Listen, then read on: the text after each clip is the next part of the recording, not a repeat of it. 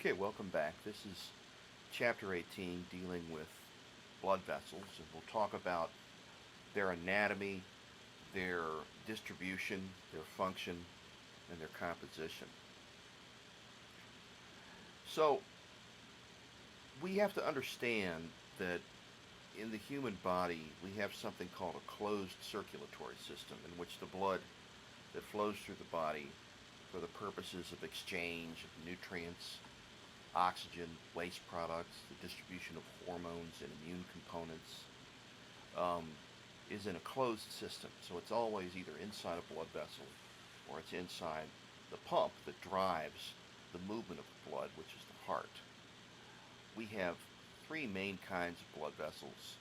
Um, in the circulatory system, we have arteries that always carry blood away from the heart, veins which always carry blood back towards the heart, and we have capillaries, which are numerous thin-walled blood vessels, which are designed for the exchange of nutrients, waste products, and gases, oxygen, CO2, across the extremely thin walls. And this happens at the level of the tissues, um, both throughout the body and also, more importantly, in the lungs.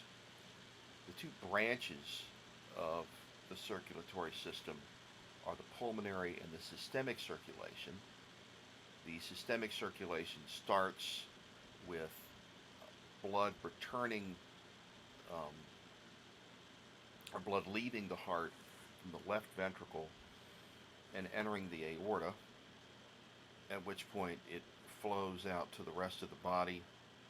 We engage in exchange of waste products, nutrients, CO2 and oxygen, and then we return to the heart via the superior and inferior vena cava and the coronary sinus into the right atrium.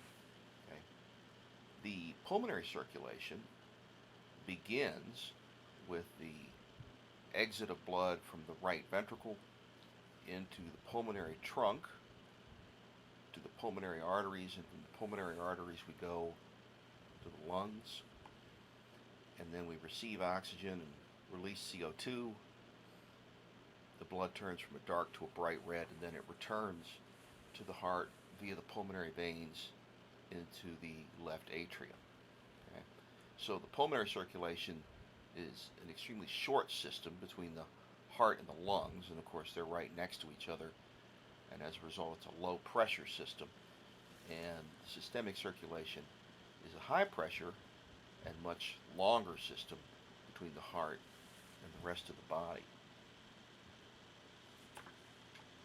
So the types of blood vessels are shown here. As blood leaves the heart, it enters arteries.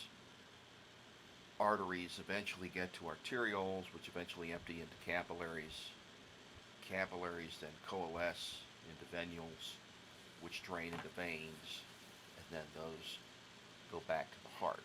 Okay? The arteries tend to have more muscular walls and blood under higher pressure, and the veins have less muscular walls.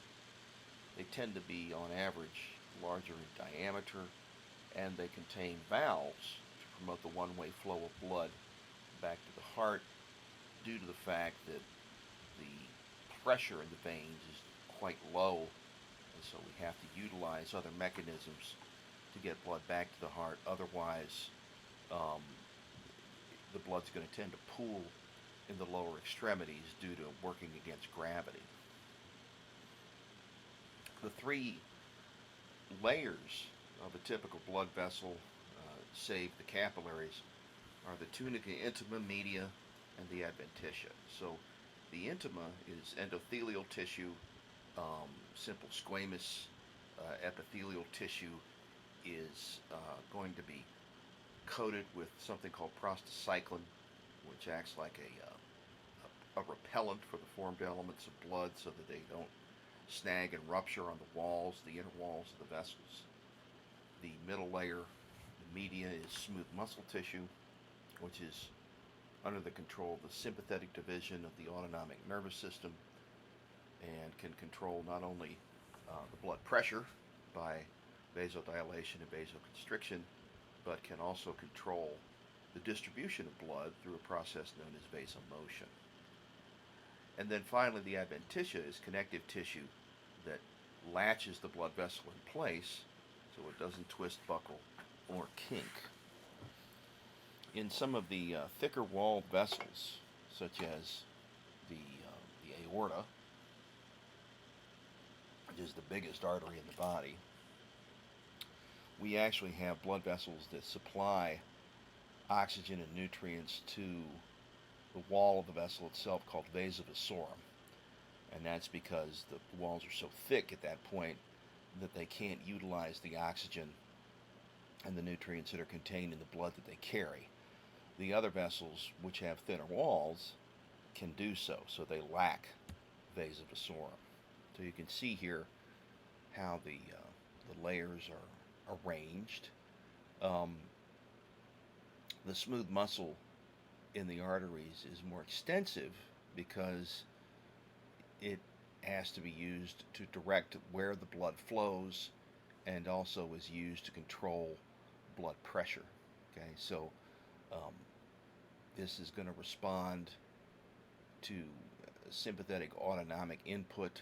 Okay, and then at the level of arterioles, we will respond both to autonomic input, but also to the chemical needs of the tissue. And so in the systemic circulation, as ATP and phosphate levels build up, as pH drops, as CO2 levels rise and oxygen levels drop, what happens is that we tend to open up the smooth muscle that allows blood to flow into capillary beds, and we perfuse those tissue regions so that they get the blood they need. And then in conditions where the tissue is well nourished, the oxygen levels are high, the CO2 levels are low, etc., we do the reverse. So at any moment in time, about 3/4 of the capillary beds of the body are closed up, and a quarter are open, and then we switch off which vessels are open or closed depending on the metabolic needs of the tissue. And that's important because that helps to, among other things, maintain our blood pressure.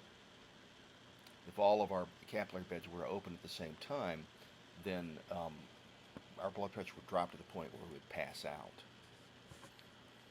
Large arteries are thick, tough, and elastic because they have to withstand high pressure. The arterioles can contract and relax and control the radius of the vessel. As a result, they're called resistance vessels. The smaller the radius of the vessel, the greater the resistance and the smaller the flow. Capillary single layer is for exchange of nutrients, waste products, CO2, oxygen. So they're called exchange vessels, and they're so numerous we don't even bother to name them. And venules and veins store blood and return it to the heart, and so they're termed capacitance or storage vessels. You can see here some of the main blood vessels. Okay, the aorta is the lead into the systemic circulation, and the first portion of the aorta is called the arch. There's an ascending aorta, there's an aortic arch, and there's a descending aorta. Okay, the location within the body determines what we call the aorta. In the chest, it's called the thoracic aorta, and in the abdominal pelvic region, it's called the abdominal aorta. Okay, you can even see some of the other main branches that come off. First branch off of the aortic arch is the brachiocephalic artery, which is going to branch into the right common carotid heading towards the head, neck, and brain, and the right subclavian that's eventually going to head into the arm. Okay. Then we have the left common carotid and the left subclavian, which mirror the pathways that the right common carotid and the right subclavian take on the other side. And then as we drop down through the chest behind the heart, we give off intercostal arteries, which go between the ribs, and then we go through the diaphragm, into the abdominal pelvic region, where the celiac trunk provides blood vessels that go to the liver, the stomach, and the spleen. And so those are called the hepatic, the left gastric, and the splenic arteries. We move down further. We have the superior mesenteric, then the renal arteries, which are just below the adrenals, and then the inferior mesenteric, and then the gonadal arteries, and then finally, when we get down to the end of the abdominal aorta, we have the two common iliac arteries that branch off and serve structures in the hips and the lower limbs. So you can see here,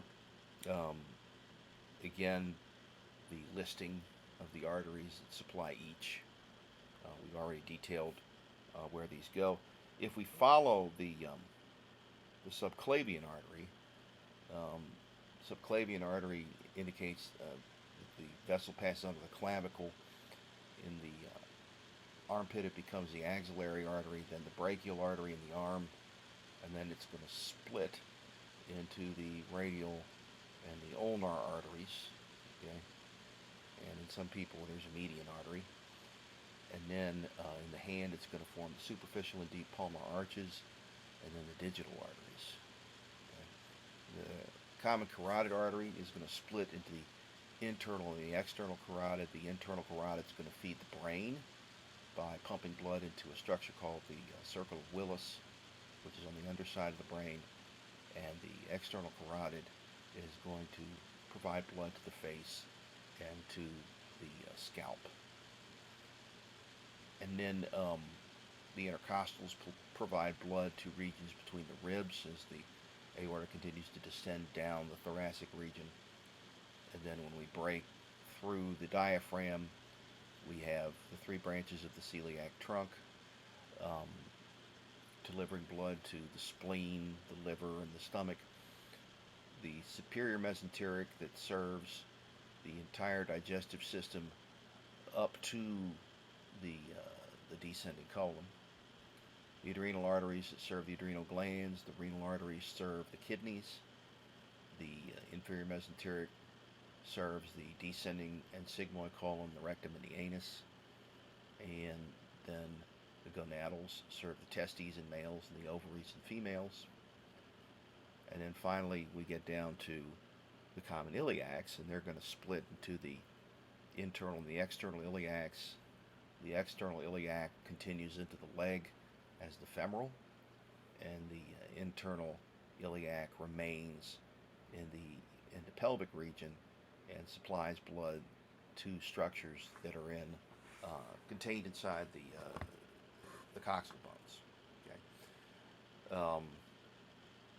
The femoral artery will continue behind the knee as the popliteal, and then will split into an anterior and posterior tibial artery, as well as a fibular artery. And then in the foot, it'll form the dorsalis pedis, and off of the pedis will come digital arteries into the toes. Okay. So those are the branches and where they go. The mesenteric arteries get their name because they pass through mesentery, which is connective tissue that attaches the digestive system to the body wall. Okay? So it's a passageway for nerves and blood vessels and lymphatics to go to and from the digestive region. Okay? You can see here, again, the remaining blood vessels that branch off. Okay. Now if we come back to the heart, blood coalesces from capillary beds into venules, into veins, and then the main veins that supply blood to the right atrium of the heart are the superior and inferior vena cava and the coronary sinus. Superior vena cava drains the head, the shoulders, and the upper extremities, and the inferior vena cava drains everything below the heart, while the coronary sinus drains blood from the heart itself. And that's another important point regarding the aorta, which is that at the base of the aorta, the coronary arteries, the right and left coronary arteries, supply blood to the heart itself. Okay? So, draining into the superior vena cava are the two brachiocephalic arteries, uh, which receive blood from the subclavians and the jugulars, okay, um, which drain the brain. The subclavian receive blood from the axillary, which receives blood from the brachial, which receives blood from the basilic and the cephalic, um, as well as um, the ulnar and the radial veins and the digital veins, and there are also um, palmar arches that drain the palm of the hand. Okay, so you're going from tinier veins to larger veins, ultimately back to the vena cava. Okay, remember that the pressures in these are relatively low, and the number of valves in areas above the heart is fewer because you're working with gravity to bring blood back into the heart, whereas in areas below the heart you've got more valves because you're working again against gravity. Okay.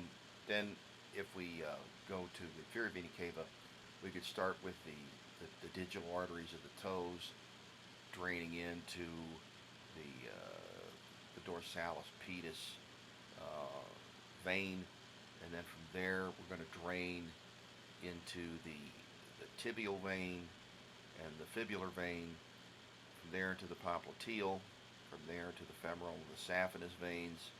So there's both a great and a lesser saphenous vein, and those are superficial drainage in the leg and the thigh. Then those are going to drain into the external iliac, which will drain into the common iliac. At the same time, the internal iliac vein will drain to the common iliac, and then the renal veins, the gonadal veins, the adrenal veins, and the mesenteric veins will all drain into the inferior vena cava, the hepatic vein as well. Okay, and there are also going to be um, drainage from the splenic vein and the the mesenteric veins into a special blood vessel which is called the hepatic portal vein that drains into the back of the liver. Okay, so that's a special circulatory pattern in which nutrient-rich blood is directed into the hepatic portal vein from the digestive system so that the liver can treat the blood and then pass it into the hepatic vein.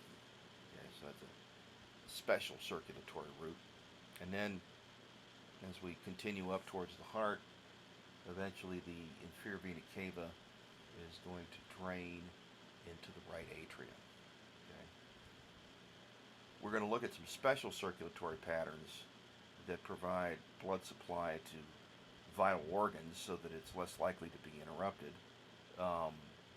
These special circulatory patterns often feature something called collateral circulation, in which there are alternate routes to a similar destination. In the event that one route is blocked, an alternate route can be taken by the blood to get to its target. So if we look at blood supply to the brain, we have two vertebral arteries that come off the subclavian, and then we have the internal carotid coming off the common carotid, which comes off the brachiocephalic on the right side and is its own vessel coming off the aortic arch on the left. The internal carotids and the vertebrals deliver blood to the brain. The vertebrals coalesce into the basilar artery on the front of the brainstem, and that empties into the circle of Willis. And the internal carotids also empty into the circle of Willis, and the result is collateral circulation to the brain, so that in the event that we're blocked, we don't lose blood supply to the brain, which would result in the death of brain tissue. So you can see the circle of Willis pictured here, and you can see the internal carotids and the vertebrals heading up to this region. So as an example, okay, if you were to get a block in um, in the circle, okay, then the blood that hits the block can back up, come around the other side of the circle, and access the vessels that come off the other side of the block, and as a result, the blood supply would continue uninterrupted to a large extent. Okay. Obviously, there's going to be some areas where if we block the feed, then the blood supply of the brain is going to be dramatically interrupted. Um, an example um, would be something like, um, say, blockage in one of the two common carotids. Okay, and if that were to happen, then even though you're still getting blood to the brain from the other common carotid, there's going to be enough of a drop in the flow and the pressure that it could result in the death of brain tissue. Okay? Then drainage. Okay, drainage from the brain comes from the internal um, jugular vein and from the vertebral vein into the subclavian. Okay, and then the subclavian is going to drain to the brachiocephalic, which is going to drain into the superior vena cava. Okay? Note that there are some regions in the body where blood vessels flow close to the surface, which are part of the systemic circulation in the arterial branch, and those are pulse points.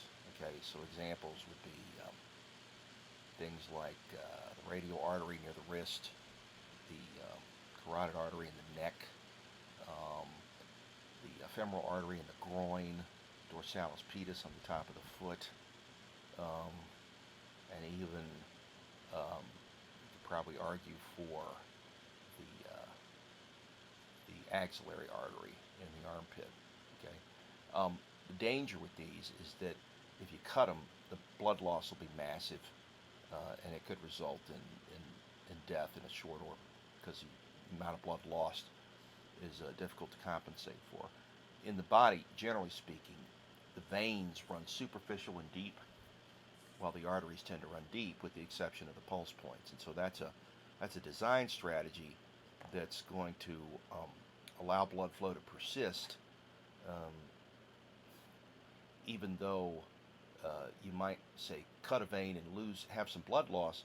The rate of blood loss is slow enough that eventually you'll form a clot and the hemorrhaging will cease.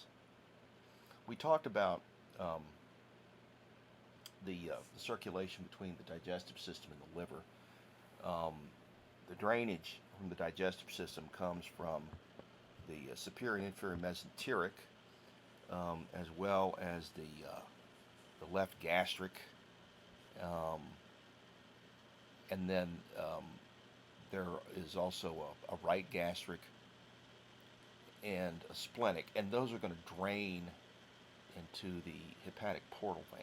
Okay, the hepatic portal vein goes into the back of the liver, and it's formed from the fusion of the superior mesenteric and the splenic, and then they enter the organ, and then they also mix with blood from the hepatic artery. And so you get a mix of nutrient-rich and oxygen-rich blood that percolates through the organ. And what the liver does to the blood is it adds clotting factors, basically clotting proteins. It adds complement protein, which aids with immune function. It adds albumin, which aids with allowing the blood to hold on to its fluid volume. And it adjusts the nutrient content, removes pathogens from the blood, and detoxifies the blood. And then once we do all that, we eventually drain into interlobar veins, into the central veins, and then from there into the hepatic vein, into the inferior vena cava. Okay, so the hepatic vein comes out of the top of the liver into the inferior vena cava. The hepatic portal vein goes into the back of the liver and receives blood from basically the digestive system. Okay. In the event that we have liver disease or blockage of the portal circulation, then what we get are fluid accumulation in the abdomen, okay, and esophageal varices, which are bulging veins in the esophagus. And this is often seen in individuals that have conditions such as cirrhosis, okay, where the liver is so damaged from excessive alcohol use and drug abuse that the scar tissue that forms impedes the circulation into the organ. In the fetal state, the liver and the lungs are not fully developed, and so we have to have blood bypass those organs and go directly into the inferior vena cava and from there to the heart. So how does this work? Well, there are coming off of the common iliac arteries. There are two umbilical vessels that are going to carry blood, these umbilical arteries, away from the heart and towards the placenta. Okay, and in the placenta, what will happen is that oxygen-poor blood will exchange oxygen and CO2 and pick up nutrients and dump off waste products, and then that oxygen-rich, nutrient-rich blood will return via the hepatic or the umbilical vein and is going to drain into the inferior vena cava by going through the ductus venosus, which passes under the liver and directly into the inferior vena cava, and then that blood will head via the inferior vena cava up to the right atrium of the heart, and at that point the heart has a hole in the inner atrial septum that allows blood to flow from the right to the left atrium. What will happen then is that nutrient and oxygen-rich blood mixed with deoxygenated blood as well empties into the right atrium. Is that when the right atrium squeezes, it'll enter both the left atrium and the right ventricle.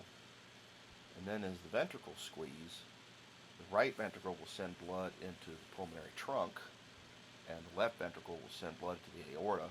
But the blood that goes into the pulmonary trunk, most of it will be diverted into the aorta because of the blood vessel that links the pulmonary trunk to the aorta, which is called the ductus arteriosus. Okay?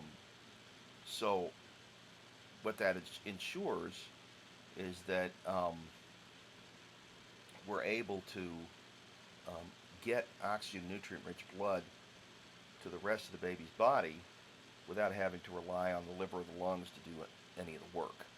The reason the lungs are useless is because they're soaked in amniotic fluid at that point. They don't do any gas exchange. And the reason that we don't pass blood through the liver is because the liver's not fully formed. Okay? So what will happen then is that at birth, okay, the blood vessels that represent these bypasses as well as the foraminal valley will close because of pressure changes, and that'll restore the normal circulatory pattern in the newborn. In the event that that doesn't happen, those are called patent fetal structures, and they may have to be surgically repaired. Okay? In fact, a lot of times if we see heart defects that are incompatible with life outside the womb prior to birth, we can repair them by doing surgery in utero before the baby is delivered. And the advantage of doing that, not only do you fix the defect before the baby's born, but the surgical procedure heals with no scarring. The pulse points we talked about are basically to determine the heart rate. Okay, you do this by palpating areas where arteries come close to the surface over bony prominences and counting the number of pressure changes per minute. Okay, so this allows you to determine the adequacy of blood flow the heart rate, okay, and the strength of the heart. The pulse points include temporal, common carotid, facial, brachial in front of the elbow, radial, a common point, femoral by the groin, popliteal behind the knee, dorsalis pedis on top of the foot, and posterior tibial behind the tibia close to the medial malleolus on the ankle. Okay? Again, these are risk areas because if those arteries get cut, the blood loss will be significant and it could result in death. Okay. Usually we take pulse in the radial artery unless there's no way to get to it. You may be asked to take the pulse of a diabetic at the dorsalis pedis because a weak or absent pulse here indicates inadequate circulation to the feet. One of the things that you see in diabetics because of the excess sugar in the blood, if it's not well treated, is a lack of circulation to distal regions, and that can result in the death of those distal regions due to inadequate blood flow. Those tissues can become necrotic and can sometimes basically rot and fall off. So this is one of the reasons why we have to control blood sugar in these individuals so that we don't have circulatory inadequacy at those points. And that goes for both type 1 and type 2 diabetes that have slightly different causes, right? Type 1 is because of lack of insulin production, period. Type 2 is the result of insensitivity to your insulin because there's been too much insulin production. So I thank you for listening. What follows are some discussions about the major arteries and veins of the body with movable diagrams to kind of orient you. Again, if you have questions, by all means let me know, and I'll be happy to help you out. I can get back via email within the day, and I will join everybody in the next podcast. I thank you very much. Okay, so this is a tutorial on the arteries of the body. So I'll cover some of the important arteries that you need to know. So starting from the heart, I'll start with this artery here, the pulmonary trunk, which comes from the right side of the heart and pumps deoxygenated blood to the lungs. The pulmonary trunk bifurcates into left and right branches, so you've got the left and right pulmonary artery. So you can see that there. So the right pulmonary artery just passing underneath the arch of the aorta.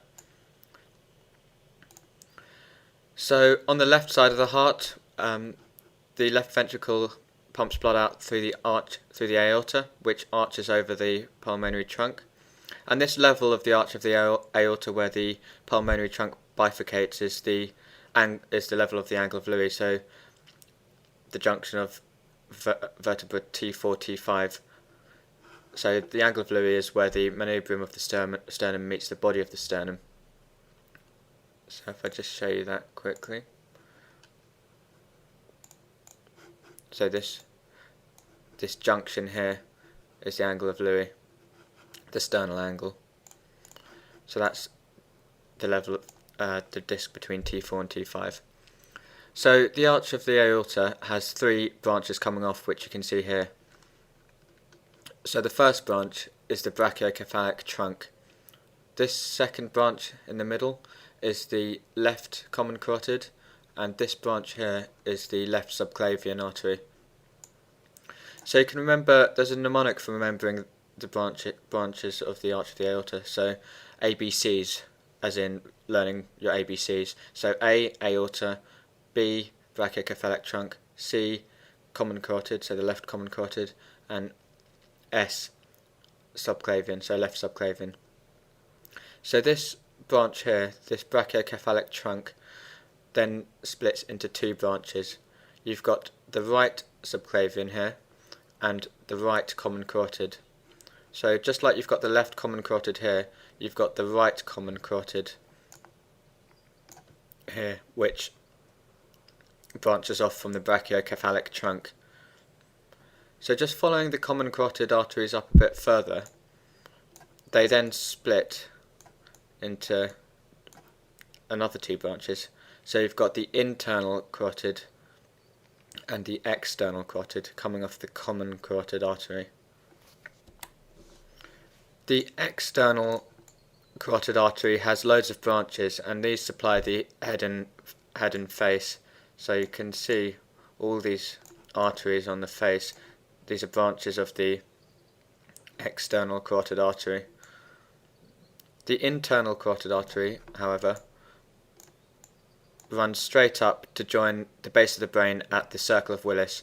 So this arterial circle at the base of the brain which supplies the brain, and the internal carotid goes up to meet that.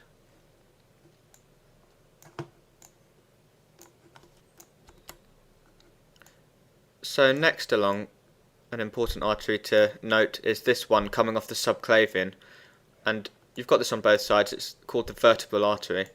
So you've got the common carotid coming off the brachiocephalic trunk on the right side, and you've got the subclavians on either side, and you've got the vertebral artery which comes off the subclavian.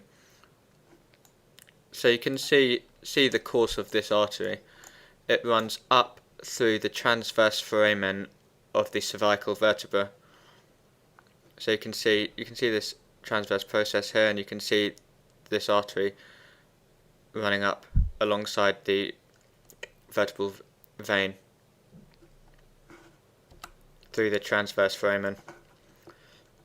So the vertebral artery runs up, and it meets the basilar artery to join the circle of Willis and supplies the posterior parts of the brain. So that's the vertebral artery which comes off the subclavian.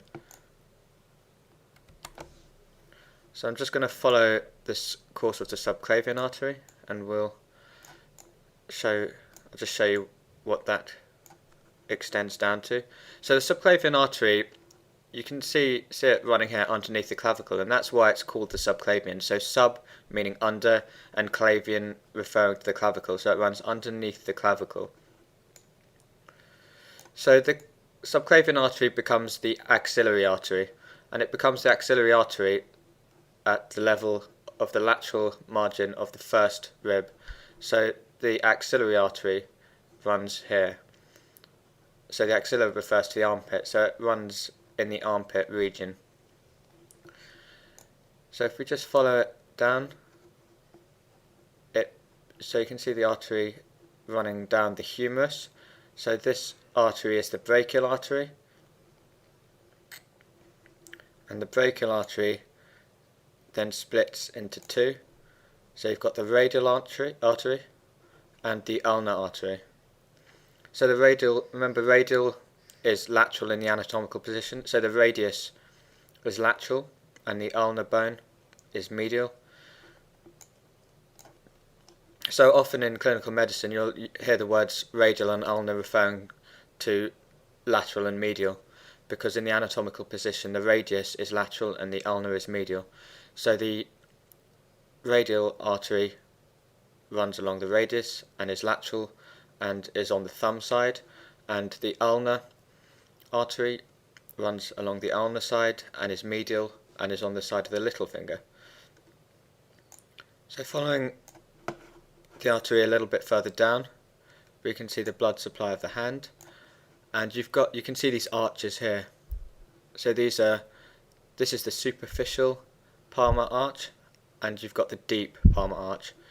So the superficial arch is obviously close to the surface of the palm because it's superficial, and the deep palmar arch is deeper, obviously. So the superficial arch, as you can see, is further towards the fingertips, so it's more distal, and the deep palmar arch is more proximal.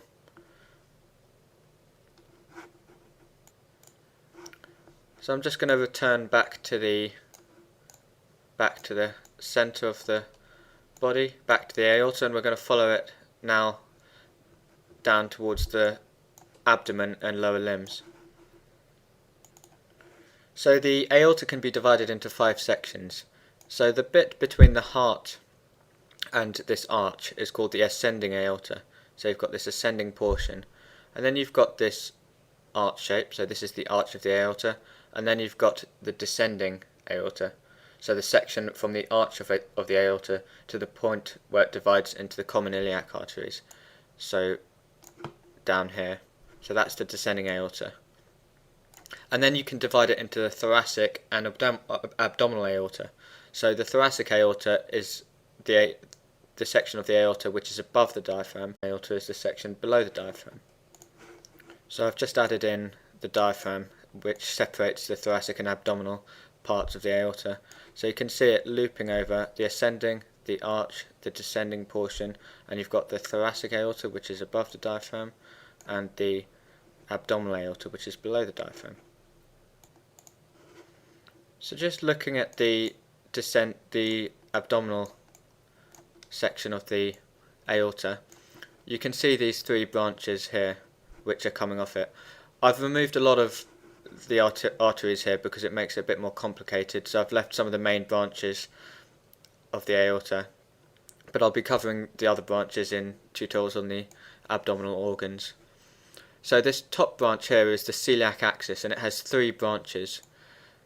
It's got the common hepatic artery, the left gastric artery, and the splenic artery. The branch below is called the superior mesenteric artery, and the branch below that, which comes off the aorta, is the inferior mesenteric artery. So the celiac axis supplies foregut structures, the superior mesenteric artery supplies midgut structures, and the inferior mesenteric artery supplies hindgut structures. So here you've got another bifurcation. So this is the bifurcation of the descending aorta, and this occurs at approximately the level of the L4 vertebra, so the fourth lumbar vertebra. And this splits into the common iliac arteries. So you've got the right and left common iliac artery. This then splits into just like the carotid arteries, it splits into the external and the internal iliac arteries.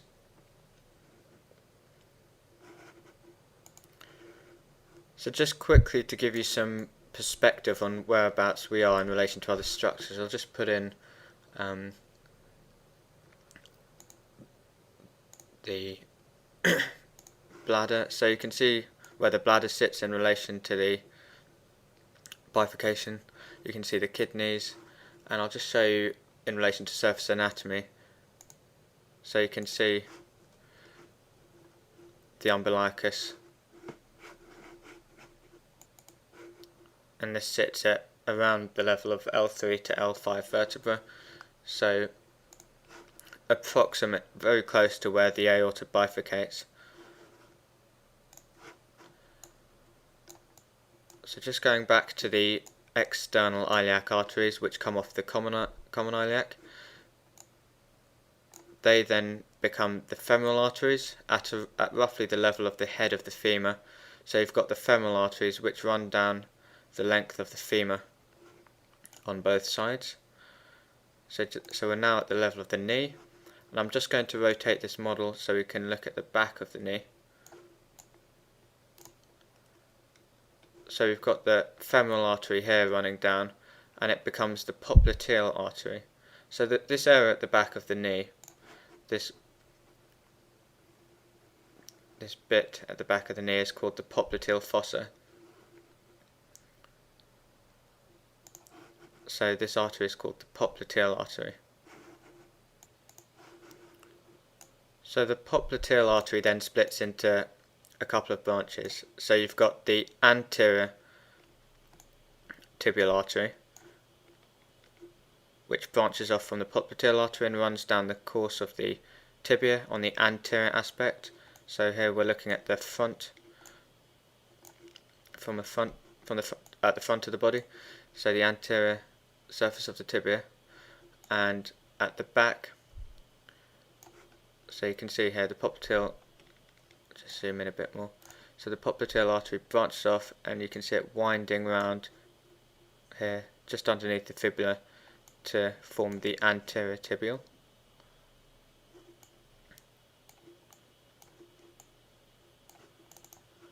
And then at the back you've got two branches. You've got the posterior tibial, so the popliteal artery splits into the posterior tibial here.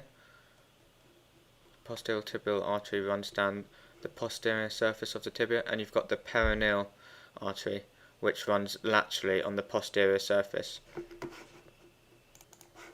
So just to recap, you've got the popliteal artery which branches off into the anterior tibial, which winds round onto the anterior surface of the tibia, and you've got the posterior tibial which descends along the posterior surface of the tibia, and the peroneal artery.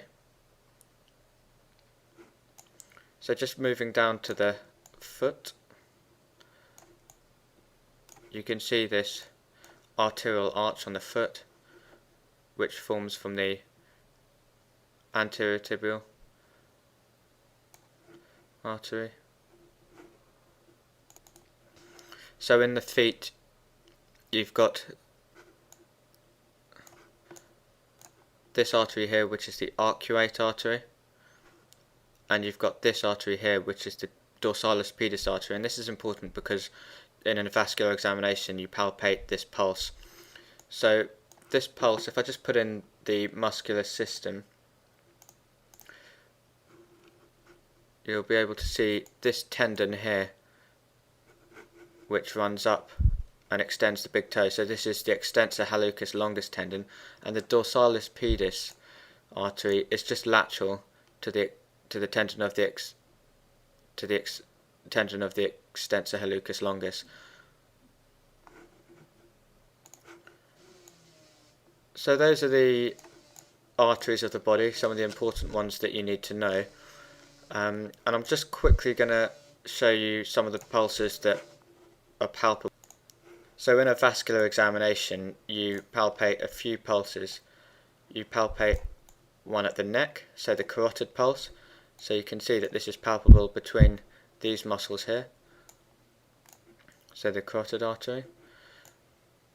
At the arm there are two pulses you palpate, one just at the elbow, so you've got the brachial artery which you palpate here, medial to the biceps tendon, and at the wrist you palpate the radial artery here.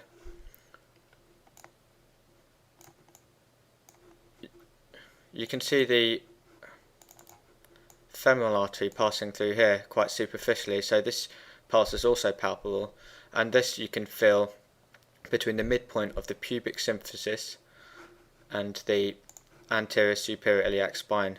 So this is the femoral pulse you feel here between the pubic symphysis and the anterior superior iliac spine.